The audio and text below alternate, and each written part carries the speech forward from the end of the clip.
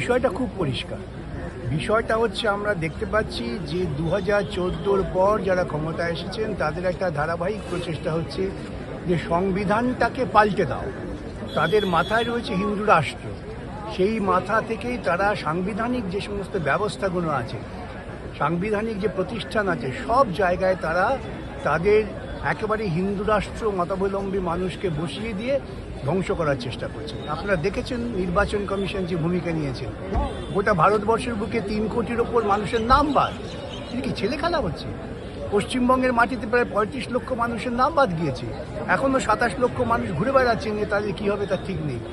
মানুষের জীবনের অস্তিত্ব সম্পর্কে একটা ভয় তৈরি করে দেওয়া, এটা এক ধরনের ফ্যাসিবাদী ঝোঁক যেটা এই সরকার লালন পালন করছেন। তার বিরুদ্ধে আমাদের একমাত্র কাজ হচ্ছে সংবিধান এবং সংবিধানকে রক্ষা করা, সাংবিধানিক যে মূল্যবোধ, সাংবিধানিক অধিকার তাকে রক্ষা করা। পশ্চিমবঙ্গের মাটিতে আমরা ইতিপূর্বে কখনো দেখিনি এইরকম এক ধাক্কায় সমস্ত হকার উচ্ছেদ হয়ে যাচ্ছে, সর্ব জায়গা থেকে বস্তিবাসীকে উচ্ছেদ করে দেওয়া হচ্ছে। উদ্দেশ্যটা কি? উদ্দেশ্য হচ্ছে এই সমস্ত পরিকাঠামোগত জায়গাগুলোকে খালি করে নিয়ে আদানির কাছে বিক্রি করে দেওয়া, এটা স্পষ্ট উদ্দেশ্য। সাক্ষীকে খুন করে দেওয়া হচ্ছে এনকাউন্টারের নাম করে, যাতে আসল সত্যতা বেরিয়ে আসে। এই জিনিস তো আমরা স্বাধীন ভারতবর্ষে আমরা ভাবতে পারিনি, এগুলো ইংরেজ আমলে হতো। সেই জন্যই আমরা সকলে আজকে দলমত নির্বিশেষে আইনজীবীরা সমবেত হয়েছি এটা নিয়ে প্রতিবাদ। একেবারে দিল্লির যন্তর মন্তরে ছাত্রদের উপরে বর্বরতা চলছে, সেটা দেখুন, দিল্লির যন্তর মন্তরে ছাত্রের উপর বর্বরতা হয়েছে, এটা চোখের সামনে দেখে যেহেতু সারা ভারতবর্ষ উত্তাল আমরা বলছি, কিন্তু আমরা ভাবছি না এই যে গরিব হকারগুলোকে, বস্তিবাসী যারা বছরের পর বছর আছে, তাদের এক ধাক্কায় সমস্ত উড়িয়ে দিচ্ছে, তাদের চোখের জলের কথা কেউ ভাবছে না।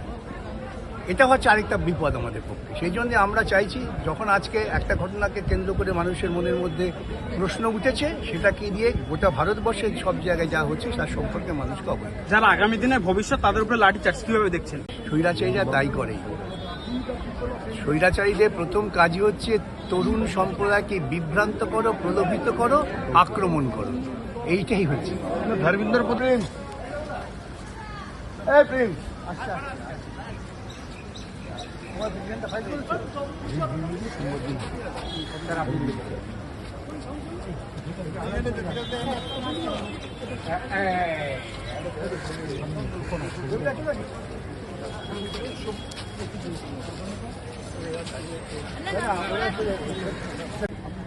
এই পেছনে অরিন্দম দা আছে, স্বামী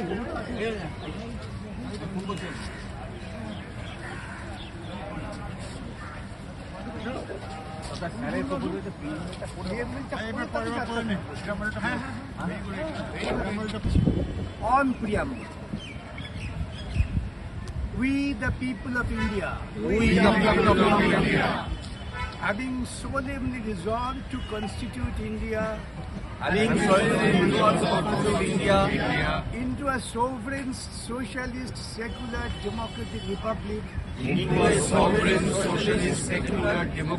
republic, and to secure to all its citizens